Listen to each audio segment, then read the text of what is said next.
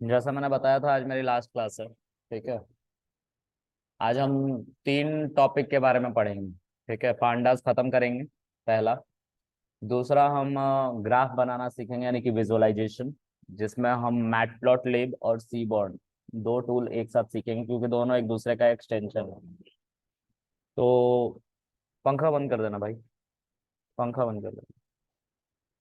हाँ, बंद कर दो इसको। बैठ। तो मैटप्लॉटलिब, सीबॉर्न और पांडास को खत्म करेंगे। उसके लिए we need 2 data set. I will teach you everything on 2 data set. The first one is clip data set and the other one is Titanic data set. Okay. So I will also show you how to download data set to do your own analysis, right? So let's see. आज की थोड़ी class लंबी होगी, may be 1 o'clock और 2 o'clock तक चली जाए।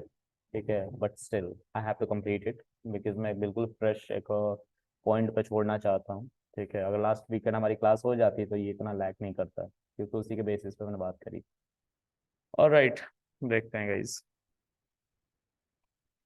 तो सबसे पहले हम अपने फोल्डर में जाएंगे और weekend 10, I will simply mention here. 1 second, my keyboard is not working. I think there's some, it is not connected. 1 second.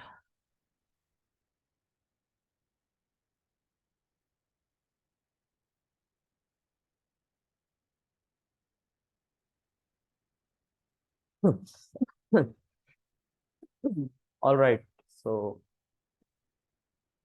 I'm launching Jupyter Lab.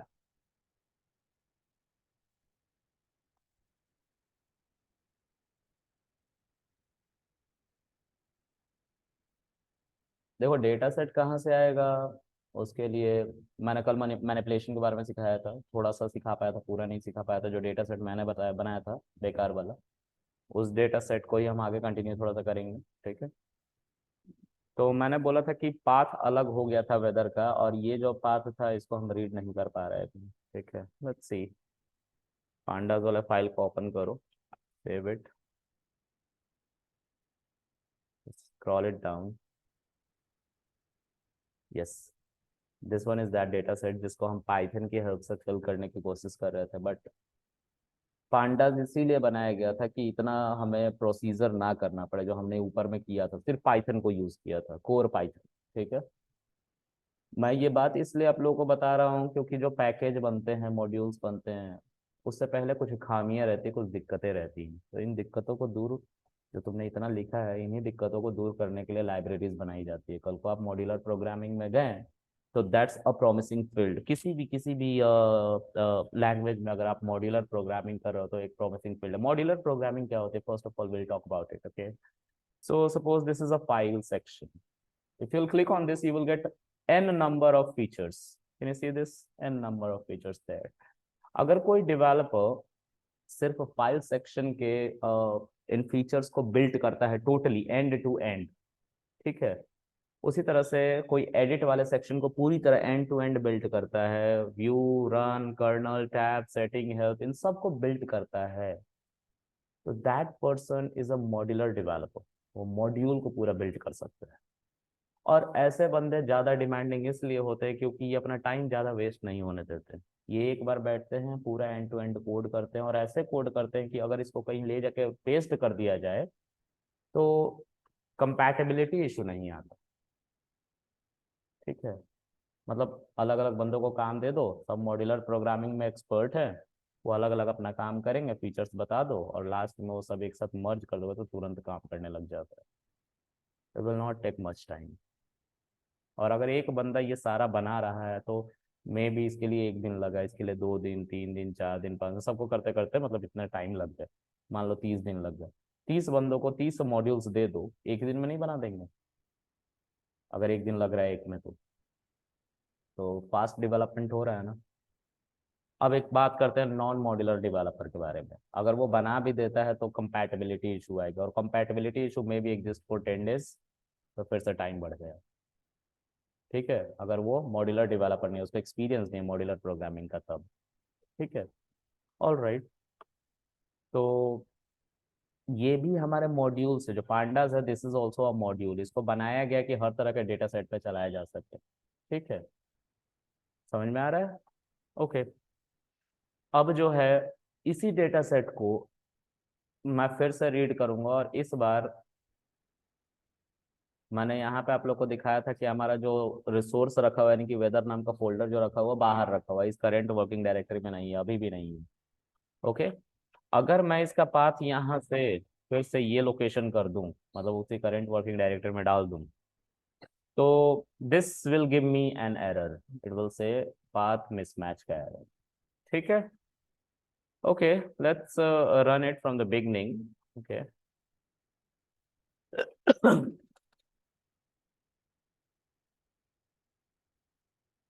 Error आएगा रीड करते समय।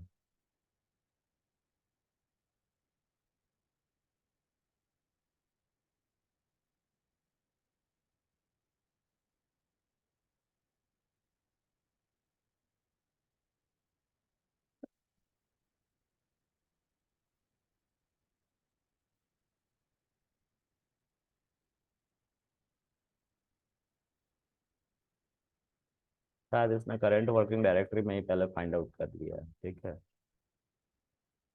यहीं पे। ठीक है। ओके।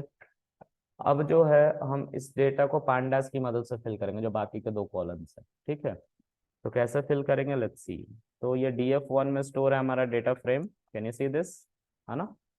अगर ये df1 में स्टोर्ड है and I want to fill these data wind speed, तो मैं मीन से कर सकता हूँ विंड स्पीड को, है ना? या एवरेज से कर सकता हूँ, मतलब मीडियन से कर सकते हैं, मोड से कर सकता हूँ।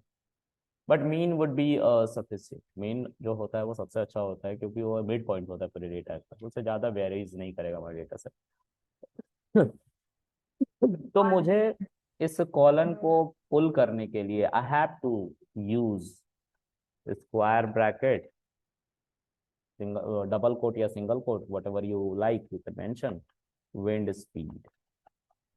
Can you see this colon? इस कॉलन में हमारे जितने वैल्यूज हैं उनको यूज करके मीन निकाला जाएगा, मतलब नंबर्स को ऐड कर लिया जाएगा और उतने नंबर से डिवाइड कर दिया जाएगा। तो 1 2 1 सेकेंड, लेट मी पेन से, 1 2 3 4 5 6, मतलब ये छह जो एंट्रीज हैं इनको जोड़ लिया जाएगा, सम कर लिया जाएगा, और इसको 6 से क्या कर दिया जाएगा, डिवाइड कर दिया जाएगा। 9 से या 10 से डिवाइड नहीं किया जाएगा। ठीक है, ऑल राइट। तो इसको पांडास से कैसे करेंगे? तो हमने पुल तो कर लिया डेटा, अब इस पे हम अगर डॉट लगाएं तो यहाँ पे मीन करके आ जाएगा आपका। Can you see this? ये जो पाइथन से उतना कल हमने किया है वो एक झटके में हो गया है। ठीक है। अब आप इसको चाहो तो df1 में फिल कर सकते हो, df1 के विंड कॉलम पे फिल कर सकते हो। कैसे? तो इतने से तो मीन आया, ये जो पूरा आपने लिखा है इससे मीन आया, देख रहे हो ना? अगर आप चाहते हो इससे आप इसको फिल कर दो df1 के विंड स्पीड में, तो you have to mention df1 dot, अच्छा यहाँ पे नहीं लिखूंगा, नीचे लिखूंगा df1 डॉट, एक होता है फिर उसी तरह से विंड स्पीड। ठीक है, और डॉट करके यहाँ पे आप लिखोगे फिल एन ए, दिख रहा है फिल एन ए फंक्शन। अब फिल एन ए फंक्शन के अंदर आपको मीन लिखना है, उसी से तो फिल होगा यही वाला कॉलम। ठीक है, तो या तो इस पूरे को उठा के यहाँ पे रख लो, या तो ए नाम के वेरिएबल में असाइन कर दो और उस ए को यहाँ पे रख लो। ठीक है, can you see the data? Field हो गया ना सब, जो हमारी खाली पड़ रही थी, जैसे हमारा पहला ही रो खाली था, नैन था, but see right now it is 29.6667 ऐसे करके आ रहा है अपने तरफ से। ऑल राइट, सो ये परमानेंट चेंजेस नहीं हुआ। सी, अभी भी हमारा ये विंड स्पीड खाली है ना, नैन है, लेकिन यहाँ पे तो फील्ड दिखा रहा है। तो सर ये परमानेंट चेंज नहीं हुआ, मैंने बोला नहीं हुआ।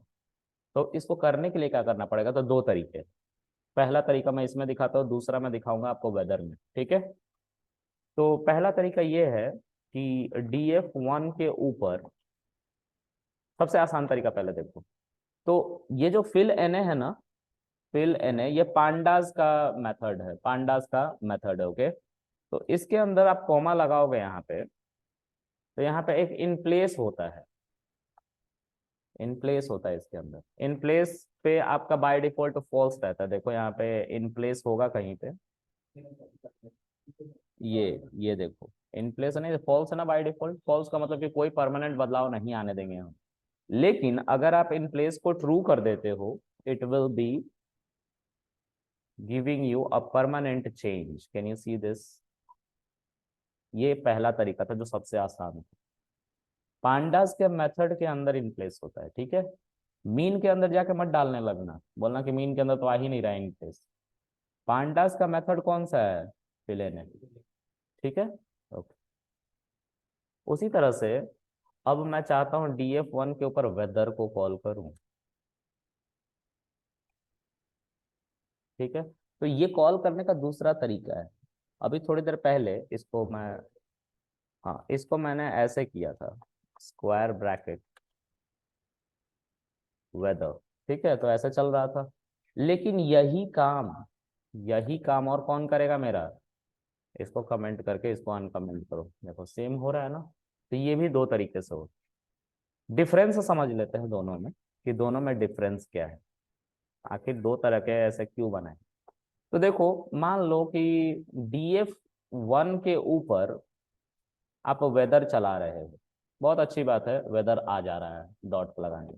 लेकिन क्या हो अगर वेदर के अलावा बीच में स्पेस हो जाता और वन लिख दिया जाता, स्पेस के बाद मान लो वन लिख दिया जाता, या कोई और वैल्यू होती, कोई और स्ट्रिंग होता, ऐसा कुछ होता, तो उस केस में ये डॉट काम नहीं करता है, एरर दे देता है, ठीक है। समझ में आ रहा है? कॉलन का हेडिंग जो हो सकता है वो स्पेस के साथ हो सकता है कुछ भी। जैसे जीएसटी निकालना होता है, जीएसटी नंबर अलग अलग है ना, लेकिन एक कॉलन का नाम ही तो है। तो वहां पे ये डॉट काम नहीं करता, इसीलिए स्क्वायर ब्रैकेट के अंदर रख के हम डबल कोट या सिंगल कोट या ट्रिपल कोट के अंदर लिखते हैं, ठीक है, जिससे वो पूरा कॉलन कंसीडर्ड किया जाए, याद रखिए, ठीक है। ऑल राइट, अब जो है इसको भी हमें फिल करना है, ठीक है। तो देखो, ना तो इस पर मीन निकल सकता है ना तो मीडियन निकल सकता है, तो क्या निकलेगा? मोड निकल सकता है। मोड हमारा कैटेगोरिकल डेटा पे भी निकलता है। A term I just called categorical. क्या होता है categorical? Okay, let's talk about it. अगर मैं बोलूं कि हमारे हिंदुस्तान की जो आबादी है, उस आबादी में तीन तरह के लोग हैं। अगर पूरे हिंदुस्तान की आबादी को तीन पार्ट में कैटेगराइज कर, मतलब कुछ ग्रुप में कैटेगराइज करने को बोला जाए, इरिस्पेक्टिव वो रिच है poor what ever it is, बस वो इंसान है हिंदुस्तान में, तो तीन पार्ट में डिवाइड किया जा सकता है, मेल, फीमेल, ट्रांसजेंडर, ठीक है। इन तीन पार्ट में हम डिवाइड कर सकते हैं, ऑलराइट। तो this is called categorical data. मतलब हिंदुस्तान का टोटल जनगणना कर लो, ठीक है, और उनको तीन पार्ट में क्लब करो, ठीक है, सॉरी तीन पार्ट में उनको अलग अलग करो, क्लब मत करना, अलग अलग करो, ठीक है। तो मेल, फीमेल, ट्रांसजेंडर, ऐसा तीन कैटेगरी बनेगी, ठीक है। ओके, तो इसको कैटेगोरिकल डेटा कहते हैं। अब थोड़ा सा एक बार फिर से सोचो, मैंने बोला मेल, फीमेल, ट्रांसजेंडर, ठीक है। तो ये तो अल्फाबेट दिख रहा है, तो आपको लग रहा होगा कि अल्फाबेटिकल को कैटेगोरिकल कहते हैं, ऐसा आप लोग को भी फील आ रहा होगा। लेकिन अगर मैं बोलूं कि मैं मेल को एनकोड करके 0 मान लूं, फीमेल को 1 मान लूं, और ट्रांसजेंडर को 2 मान लूं, तो ये भी तो तीन क्लास ही बने ना, इस बार तो नंबर थे, फिर भी कैटेगोरिकल है, क्योंकि ये बार बार रिपीट हो रहे हैं। कैटेगोरिकल का मतलब एक पूरे ग्रुप को तुम कुछ पार्ट में कैटेगराइज कर लो, ग्रुप कर लो, उसको कैटेगोरिकल डेटा कहते हैं। कैटेगोरिकल कैटेगरी से निकल के आया, कैटेगरी का मतलब होता है ग्रुप, ठीक है। अगर कोई भी ऐसा कॉलम है जो तुम्हें ये फील करा देता है कि इसको कैटेगरी में बांटा जा सकता है, वो कैटेगोरिकल डेटा है। इस केस में देखो, दो कैटेगरी हैं, सनी, सनी कैटेगरी है, रेनी, रेनी कैटेगरी है, और तीन ही हमने वेदर दे रखे हैं। अगर मैं कोल्ड को 0 0 मान लेता तो ये भी तो कैटेगरी थी, तो नंबर भी कैटेगरी होता है। कैटेगरी का मतलब ग्रुप। अगर पूरा डेटा तुम्हारा कुछ ग्रुप में बट रहा है on the basis of either similarity of number और set of sequence of character यानी कि स्ट्रिंग, तो वो कैटेगोरिकल डेटा है। ठीक है, तुमसे पूछा जाएगा ये कि व्हाट इज कैटेगोरिकल डेटा, तो तुम अक्सर ये बना के चलते हैं माइंडसेट में कि अगर स्ट्रिंग आ जाएगा तो कैटेगोरिकल होगा। नहीं, ऐसा है नहीं। हमेशा स्ट्रिंग होने के बाद भी कुछ डेटा कैटेगोरिकल नहीं होते। फॉर एग्जाम्पल, हिंदुस्तान में जितने लोग हैं उन सबका पैन कार्ड है। Pan card is alpha numeric number. Alpha numeric number वो कैटेगोरिकल हो सकता है? कैसे? किसी भी इंसान का जो पैन कार्ड है किसी दूसरे से मैच नहीं करेगा तो वो कुछ ग्रुप में बांटेगा क्या पूरे कम्युनिटी को? नहीं बांट सकता, वो कैटेगोरिकल नहीं है। Let's talk about passport number. उसमें भी अल्फा न्यूमेरिक होता है, आर से मेरा पासपोर्ट नंबर स्टार्ट होता है। ठीक है, तो वो भी पर्सन टू पर्सन वेरी करता है। That is also not a categorical number because it will not categorize your mob into certain groups or categories. Is it clear है? Okay. तो हमेशा याद रखना कैटेगोरिकल नंबर सिर्फ अल्फाबेट नहीं होते हैं, नंबर्स भी हो सकते हैं, लेकिन वो नंबर्स डिस्क्रीट होने चाहिए, डिस्टिंक्ट होने चाहिए एक दूसरे से। एक दूसरे से क्या होना चाहिए? डिस्टिंक्ट, अलग होने चाहिए तब। लेकिन अगर कुछ ग्रुप में बांटा जा रहा है, जैसे मान लो कि 10th क्लास के बंदे, 10th, तो 10th क्लास में जितने बंदे हैं उनको एक ग्रुप में बांट दिएगा ना, 10th क्लास के हैं, ये 7th क्लास के, 6th क्लास के, 5 क्लास के, 4 क्लास के। तो वर्ल्ड में जितने भी बच्चे आज के समय में स्कूल में पढ़ रहे हैं उनको कैटेगराइज करना है तो on the basis of this 10 class हम उन सबको बांट सकते हैं। ठीक है, so that number is categorical. Okay, alright. अब आगे, अब मुझे वेदर को फिलअप करना है। तो कैटेगोरिकल डेटा को हम जब फिल कर रहे होते हैं तो we can not either use mean, median और एनीथिंग एल्स एक्सेप्ट मोड। ठीक है, क्योंकि चाई स्क्वायर बहुत सारी चीजें हैं स्टेटिस्टिक के अंदर। छोटा सा स्टेटिस्टिक नहीं है, जितना पढ़ा है उतना ही नहीं है स्टेटिस्टिक। स्टेटिस्टिक एक बहुत बड़ा फील्ड है। ठीक है, चलो एक काम करता हूँ मैं इस डेटा को फिल करता हूँ। तो df1 dot weather dot fillna. अब ये फिल एन जो मेथड है ये पांडास का है। इसके अंदर हम मोड से फिल करना चाहते हैं तो पहले मोड निकाल लेते हैं। ठीक है, इसको अभी कमेंट कर दो। तो पहले मोड कैसे निकालते हैं वो देखो, df1 dot weather dot mode. Can you see something? वहां पे 3 मोड आ रहे हैं। अल्फाबेटिकल ऑर्डर में जो सबसे पहला मोड होगा उससे फिल किया जाएगा, ये बाय डिफॉल्ट होता है। दिक्कत यहाँ पे ये है कि 3 मोड होने की वजह से अब हम कंफ्यूज है कि किससे फिल करें। तो अभी तो बताया जस्ट अल्फाबेटिकल ऑर्डर। ठीक है, क्योंकि जितने क्लासेस थी उन सबकी 2-2 कैटेगरी आई थी, इसलिए 3 मोड आ रहा है हमारे निकल के। ठीक है, अच्छा। देखो, इसमें तुम्हें 2 चीजें दिख रही हैं, एक 012 और ये कोल्ड रेन और सनी। देखो ये भी कैटेगरी है और ये भी कैटेगरी, यही मैं समझा रहा था उस समय। ठीक है, तो अगर मुझे ये सारे डेटा चाहिए या फिर ये 012 चाहिए तो इसको कहते हैं इंडेक्स और इसको कहते हैं वैल्यूज। ओके, तो लेट्स सी मेरा क्या मतलब है इसको बताने का। Dot index,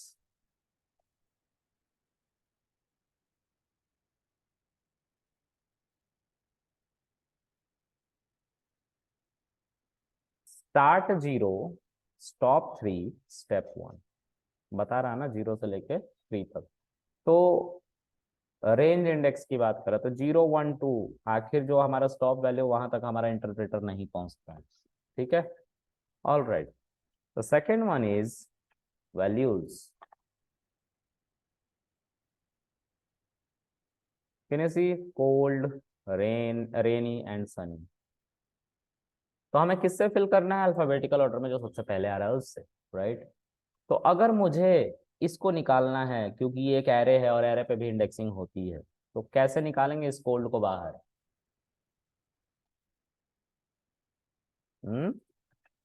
using indexing, 0 index पे हमारा कोल्ड है, 1 इंडेक्स पे रेनी है और सनी है। ठीक है, ये करने की जरूरत ही नहीं, अभी मैं बताऊंगा क्यों, लेकिन मैंने बताना इसलिए जरूरी था क्योंकि कल को बहुत सारा डेटा हो तो तुम कैसे इसको पुल करोगे। ओके देखो, मुझे फिल करना था ना किसको, वेदर को, कहा गया ये वाला चलाना था, है ना। ये चलाने के लिए हमें इसके अंदर क्या डालना है, मोड, जो सबसे ज्यादा बार अकर हुआ है, अल्फाबेटिकल ऑर्डर में कौन आ रहा है, हम इसको सीधा कॉपी करके यहाँ पे पेस्ट कर लेते, हो जाता था, हो जाता ना। देखो करके दिखाता हूँ, मैंने एक स्ट्रिंग में क्या लिख दिया, कोल्ड। ठीक है, देखो फिल हो गया ना, कोल्ड कोल्ड कोल्ड कोल्ड सब जगह। लेकिन फिर भी हमने इतना सारा कोड लिख डाला, क्यों लिख डाला, क्योंकि कल को ज्यादा डेटा को उसमें से कैसे पुल करोगे तुम, ऐसे देख के आंखों से नहीं, you have to see, you have to write some code. Okay, तो कोड हम इसलिए लिखते हैं, याद रखो हमेशा, अगर तुम कल को डेटा बदल देते और वहां पे कैटेगरी कुछ अलग आ जाती है, तुम परेशान हो जाओगे। हाँ जी, बिल्कुल, लेकिन थोड़ा सोचो, रन टाइम में कुछ डेटा चेंज होगा, जी बताएं। हाँ, ये लीजिए, अगर आप फिल एन आप रख रहे हो तो इसके अंदर कोई भी एक वैल्यू रखोगे, but this will not interact with your data, ये तो स्टैटिक हो गया ना, जो आपने मैनुअली ले जाकर रख दिया, हाँ इसी से फिल करना। लेकिन क्या हो अगर हमारा डेटा बदल जाए, उस केस के लिए हमें कोड लिखना पड़ता है, क्योंकि कोड हमारे डेटा से बात कर लेगा, रन टाइम में काम करता है। ठीक है, अच्छा, तो मैंने इसी के लिए इतना सारा कोड लिखा, कोई भी डेटा आ जाए उसका, अगर वेदर कॉलन है उसमें और कैटेगरी बढ़ रही है तो वो देख लेगा अपने आप, इसलिए हम इतना सारा कोड लिख के दिखा रहे हैं। रन टाइम में कोड हमारा बेटर काम करता है, ये स्टैटिक हो गया था जो आपने किया था, अब यहाँ पे डायनेमिक सब कुछ रहेगा। कल को एक और कैटेगरी आपके वेदर में बढ़ गई, लेट से क्या कोई और वेदर होता है क्या, स्प्रिंग, स्प्रिंग होता है ना, हाँ, हाँ स्नो, स्नोई तो कोल्ड लिख दिया ना, अब स्नोई क्या लिखा, अलग है, पता नहीं यार, इतने वेदर्स होते हैं, 6 होते हैं हिंदुस्तान में, विंडी अभी तो सर, दूसरा विंडी। है। देखो एक विंडी कह रहा है, विंडी। चलो सही है, हमारे देश में कमी नहीं है लोगों की। चलो, तो ये परमानेंट बदलाव करके नहीं दे रहा है, देखो मुझे अभी भी नैन नैन है, तो हमें क्या करना पड़ेगा, तो दूसरा तरीका, दूसरा एक तरीका मैंने बता दिया कैसे अपडेट करते हैं, इन प्लेस ट्रू करके, ठीक है, जो मैं फिल एन के अंदर लिख दूंगा तो हो जाएगा। लेकिन इस बार I am not going to mention fill N, I am going to use different method, df1 dot weather equals to, इसी कॉलन को असाइन करेंगे ना, सब कुछ कर दिया असाइन।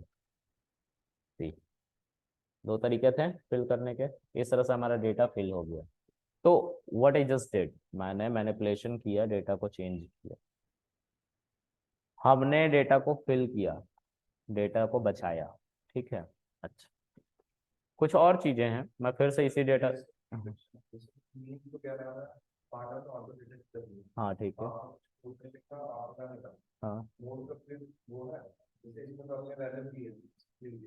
ये वाला, हाँ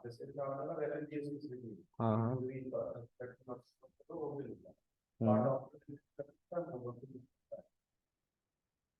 अगर आपको याद हो ना, तो जब मैंने नंपाई पढ़ाया था उसमें एक मोड था और एक मल्टी मोड था, याद है। तो मोड जो था डिक्शनरी ऑर्डर में जो पहला वैल्यू आ रहा था उस पे था, मल्टी मोड में सब आ रहे थे जो सेम अकरिंग अकरेंस थे। ठीक है, तो पांडास में ऐसा नहीं हो पाएगा, तो आपको ऐसे ही लिखना पड़ेगा, ऐसा नहीं हो पाता है यहाँ का। लेकिन अगर आप इस डेटा को उठा के एरे में कन्वर्ट कर दो तो हो जाएगा, देखो करके दिखाता हूँ, df1 डॉट वेदर, ठीक है, this is simply your data. Okay, अगर मैं इसके ऊपर डॉट वैल्यूज लगा दो, it will convert into array, can you see this. अब इसके ऊपर नमपाई को इंपोर्ट करना पड़ेगा, मैं इंपोर्टिंग इट, ओके, नमपाई को, ठीक है, मैं नमपाई को क्या करता हूँ, इंपोर्ट करता हूँ। पांडास के अंदर ये फीचर नहीं था लेकिन इसके अंदर है, ठीक है, नमपाई के अंदर है, तो np डॉट, ये काम करो ना, डॉट मोड, 1 सेकेंड, नहीं मोड नहीं काम करा इस पर, चलो जो भी रहा, हम एनपी को बुला लेते हैं और एनपी को हम क्या बोलेंगे, एनपी डॉट एरे। ठीक है, और इस एरे में हम जो निकालने जा रहे हैं वो मोड को निकालने जा रहे हैं। अच्छा, एक एक चीज सोचो इसके बारे में, इज दिस एन एरे? इतना एक एरे है ना, देखो यहाँ पे, can you see this array, ये एरे है ना। अच्छा, एनपी के ऊपर एक मोड होता है मोड, लेकिन आ क्यों नहीं रहा है?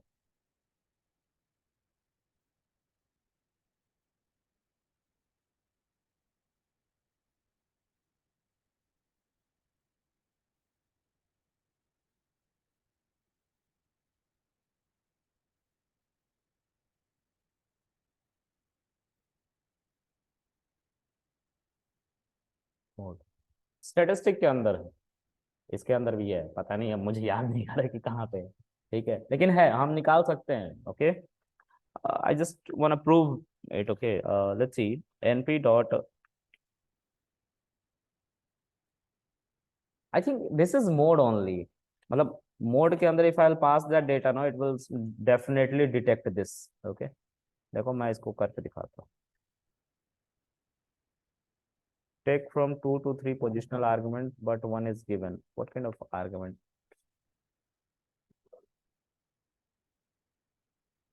Mode F. नहीं यार, ये काम नहीं कर रहा।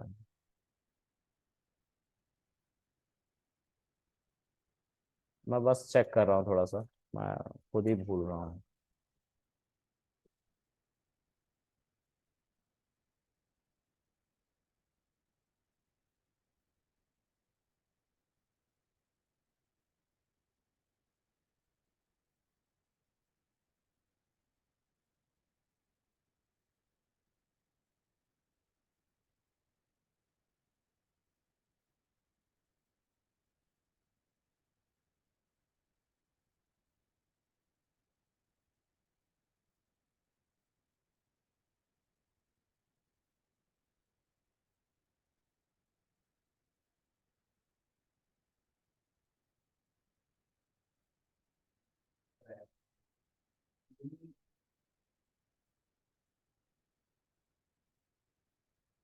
ये चल रहा है भाई, चल देख लेते हैं। यूनिक वैसे कुछ अलग बताता है। स्टेटिस्टिक को यूज कर लिया, SciPy NumPy as NP, NP dot array, statistic को यूज किया स्टैट्स साइपाई के अंदर से।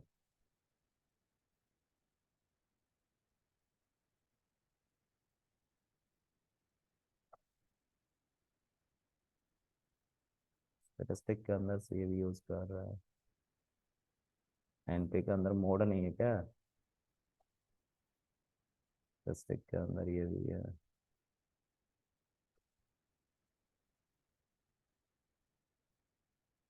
अरे होगा यार, यूनिक कह रहा था। चलो यूनिक भी ट्राई मार लेते हैं भाई। कौन सा?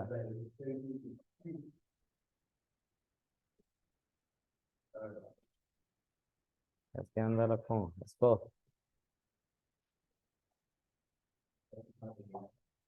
मल्टी मोड है ये। चलो जो भी है। मोड नहीं बनाया यार नंपाई वालों ने, मोड नहीं बनाया नंपाई वालों ने, मल्टी मोड बना के छोड़ दिया। ओके ठीक है, जो भी रहा तुम्हारा सामने, मैंने उसको फाइंड आउट किया दूसरे तरीके से, क्योंकि मैंने स्टेटिस्टिक भी बता रखा है। ठीक है। ओके, ये भी वही यूज कर रहे हैं, ठीक है, स्टेटिस्टिक, लेकिन वो साईपाई जैसे पाइथन की जो इंटरप्रेटर है बाय डिफॉल्ट, वो सी लैंग्वेज की है, जुपिटर आई पाइथन यूज करता है। साईपाई पाइथन वालों ने खुद बनाया अपना इंटरप्रेटर अपने लैंग्वेज में, तो उसके अंदर स्टैट करके एक है मेथड, उसको यूज करते हैं। ठीक है, चलो जो भी रहा, आगे देखते हैं। अब इसी डेटा को मैं फिर से क्या करूंगा कि रीड करूंगा, और इसको दूसरे तरीके से एक बार फिल करके दिखाऊंगा।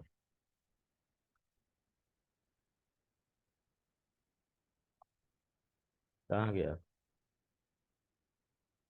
Read excel, whether df2 equals to df2. Alright, this is our data set. इस डेटा सेट को हम फिल करते हैं फिर से। देखो, इसको कहते हैं फॉरवर्ड फिलिंग। मतलब ये जो यहाँ पे डेटा है ना, इसी से लेकर हम इसको फिल कर दें तो इसको फॉरवर्ड फिलिंग कहते हैं।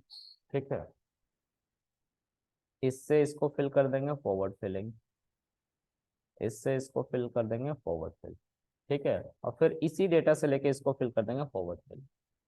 ठीक है, चलो एक बार देखते हैं बैक फिल और फॉरवर्ड फिल में थोड़ा सा मैं कंफ्यूज रहता हूँ। ठीक है, df2 डॉट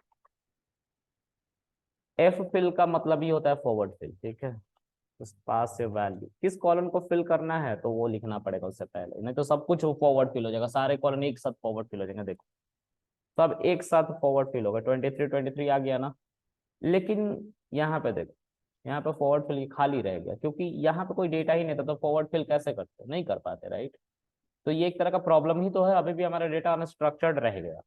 तो ये इसमें बहुत बड़ी प्रॉब्लम है। क्या प्रॉब्लम है कि अगर तुम फॉरवर्ड फिल कर रहे हो तो तुम्हारा स्टार्ट वाला जो रो है वो खाली नहीं होना चाहिए, और हमारा एक रो खाली है। ठीक है, लेकिन इसको तो तुमने एक साथ कर दिया ना सब कुछ लेके, हमें ये नहीं करना था। इसके अलावा ये कोई परमानेंट चेंज नहीं देता है। कब तक नहीं देगा, जब तक आप इसके अंदर क्या नहीं लिख दोगे, इन प्लेस ट्रू नहीं लिख दोगे। देखो आगे इन प्लेस, तो ये है सब जगह दिया हुआ। ठीक है, ये इसलिए दिया गया क्योंकि स्टैटिस्टिक सॉरी डेटा एनालिटिक्स के बंदे होते हैं ना, डेटा के साथ काम करते करते कभी गलती ना कर दें, इसलिए। ओके, अब क्या करेंगे, एक एक कॉलम को फिल करेंगे, जैसे टेम्परेचर। ठीक है, I want to forward fill this data. Okay, see, बस यही डेटा है जो फिल हो रहा है। ठीक है, अगर आप इसका पिक्चर समझना चाहते हो तो मैं इसको हटा देता हूँ। सी, दिस इज नैन, और फिर से यहाँ पे चला है this is field now. Can you see this, 23 आ गया। अब तुम परमानेंट चेंज चाहते हो, यू हैव टू सिंपली इधर df2 डॉट टेम्परेचर लिख लो, या फिर क्या कर लो, इन प्लेस ट्रू कर लो। तो उससे क्या होगा, df2 में परमानेंट बदलाव आ जाएगा। आ गया। अब क्योंकि यहाँ पे फॉरवर्ड फिलिंग नहीं कर सकते, लेकिन बैक फिलिंग तो कर सकते हैं, पीछे से वैल्यू को हम फिल करवा सकते हैं। ठीक है, यहाँ की वैल्यू यहाँ आ गई। ठीक है, यहाँ सॉरी यहाँ की वैल्यू यहाँ आ गई, यहाँ की वैल्यू यहाँ आ जाएगी, तो इसको कहते हैं बैक फिल। ओके, देखो df2 डॉट बी फिल और बैक फिल दोनों यहाँ पे है। ठीक है, बी फिल और बैक फिल दिख रहा है, बी फिल और बैक फिल दोनों है। तो अब बी फिल यूज करो, और यहाँ पे you have to simply mention your column name. So column name क्या है, विंड स्पीड। ठीक है, wind speed dot b fill. Okay, can you see this. अब तुम्हें इन प्लेस ट्रू करना है, you can mention in place true. Okay, now see df2 b filled. ठीक है, अब ये क्या है, ये हमारा है जिससे मर्जी उससे तुम फिल कर लो, इसमें ना मीन मीडियन मोड कुछ नहीं निकालना, बी फिल। अच्छा, इसको कर क्यों रहे हैं, अगर मैं तुमसे पूछूं कि आखिर हम ये करेंगे क्यों, बी फिल फॉरवर्ड फिल ये सब क्यों करेंगे, तो कोई तुम्हारा एक पॉजिटिव आंसर मैं जानना चाहूंगा इसके बारे में। वो तो ठीक है, वो तो हम कर ही रहे हैं, लेकिन हम आखिर बैक फिलिंग फॉरवर्ड फिलिंग किस बेसिस पे करें, स्टैटिस्टिक नहीं सिखाता हमें। स्टैटिस्टिक ये नहीं सिखाता कभी कि ऐसे डेटा को ले जाकर उसी में से कोई उठा कर रख दो, ऐसा थोड़ा ना सिखाता है। सब चीज का एक होना चाहिए ना मोटिव। अच्छा, कल दिन कैसा था, आज ही के जैसा था, आज ही के जैसा था ना। हमारा डेटा भी तो कुछ वैसा ही है, देखो डे वाइज कितना ही चेंज हो गया होगा टेम्परेचर में एक दिन में, और कितना ही विंड स्पीड बदल गया होगा। इस रेफरेंस को मानते हुए बोला गया कि एक दिन में कितना बदलाव आ जाएगा, बी फिल और फॉरवर्ड फिल कर सकते हैं ऐसे डेटा पे। ठीक है, एक दिन में ज्यादा वेरिएशंस नहीं हो सकते हैं। ठीक है, तो उस केस में आप बी फिल फॉरवर्ड फिल कर लो। ठीक है, चलो उसी तरह से फाइनल वाला df2। अब फिल एन करो या कुछ भी करो, अब बाकी सब डेटा तो फिल ऑलरेडी हो चुके हैं।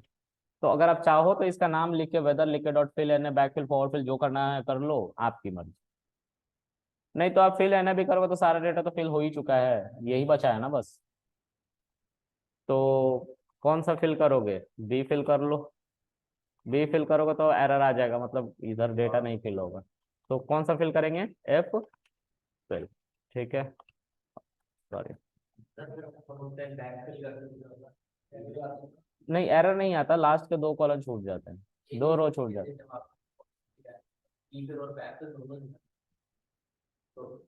कुछ नहीं होता, दोनों सेम था, यही तो बताया मैंने। हाँ, बैक फिल और बी फिल दोनों सेम है। ठीक है, करके देख लो यार, तुम करके देख देख। वार्निंग है भाई, कुछ गलत नहीं हुआ, सेम है। वार्निंग है। देखो क्या लिखा हुआ है। देखो, ये कह रहा है कि बैक फिल को सीरीज में यूज करो तुम, डेटा फ्रेम में नहीं। और वैसे भी ये वार्निंग है, फ्यूचर वार्निंग के साथ हटाने वाला है बैक फिल। पहले बैक फिल रखा हुआ है इन लोगों ने, अब बी फिल लगा। ठीक है, इस तरह की वार्निंग आते रहती है, ये एरर नहीं है। एरर रेड कलर का नीचे लिखा हुआ आता है, ये सब वार्निंग है जो ऑरेंज कलर में आते हैं। ठीक है, ओके। लेकिन तुम्हारा काम कर रहा है, देखो, ये चेंज इट। ओके, तुम लोग को याद है एक बार मैंने और पढ़ाया था, greater than, equals to, is, is not. मैंने बोला था वहाँ पे नॉट इक्वल टू यूज कर सकते हैं, equal to, double equal to use कर सकते हैं कंपैरिजन ऑपरेटर में। और मैं बोला था कि 3 साल से ऐसे ही दिखा रहा है, अपग्रेड नहीं हो रहा है।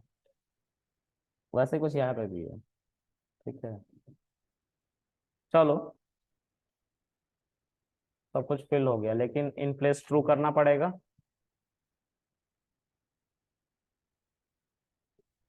Data field. ठीक है, ओके। अब हमने इस डेटा पे मैनिपुलेशन सीखा कि कैसे चेंजेस वगैरह करते हैं। ठीक है, एक डेटा सेट ले आते हैं। तो अब देखो, डेटा सेट लाने के लिए अक्सर हम कैगल नाम के एक वेबसाइट पे जाते हैं, जो मैं यूज करता हूँ। आप कुछ भी यूज कर सकते हो, टोटली अप टू यू है ना, कहाँ से डेटा आप ले आते हो। आपको रन टाइम में डेटा मिलेगा, आपको कंपनी वाले देंगे। ओके, तो मैं कैगल.com पे जाऊंगा। आप भी यहाँ पे पहले रजिस्टर्ड करते हो, फिर लॉगिन करते हो। ठीक है, तो मैंने लॉगिन कर रखा है अपने ईमेल आईडी से। आप भी अपने ईमेल आईडी से आईडी बना लेना, और इसकी मैं इंट्रोडक्शन आपको देता हूँ। इसको कहते हैं कंपटीशन सेक्शन। इस पे जब आप क्लिक करोगे तो कंपटीशन चलते रहती है मशीन लर्निंग एआई की, एलएलएम की अभी चल रही है, जो $110,000 मिलेंगे, 2 मंथ से चल रही है। तो इसमें मॉडल्स बनाने होते हैं, इसके लिए हाईएस्ट कॉन्फ़िगरेशन पीसीस चाहिए होती है, क्योंकि ये सब बहुत टफ लेवल के काम है। ठीक है, छोटे मोटे ये पीसी बर्दाश्त नहीं कर पाएंगे, फूक जाएंगे। ठीक है, ओके। उसी तरह से बहुत सारे कंपटीशन चलते रहते हैं, उसमें ये एक कंपटीशन है, बहुत पुराना कंपटीशन है, चलते ही रह रहा है, ऑनगोइंग लिखा हुआ है, इस पर कोई पैसे नहीं है, नॉलेज के लिए है बस। ठीक है, तो आप जब इस पे जाओगे तो इसका डेटा यहाँ पे दिख रहा है आपको, डेटा पे जाओगे तो डेटा आपको दिखाएगा। ठीक है, ये देखो, ये डेटा है। ठीक है, दो ही कॉलम है, ट्रेन डेटा, टेस्ट डेटा, इसमें तोड़ दिया गया है। कितने ये देखो, ये पूरा डेटा सेट दिख रहा है, ये डेटा सेट।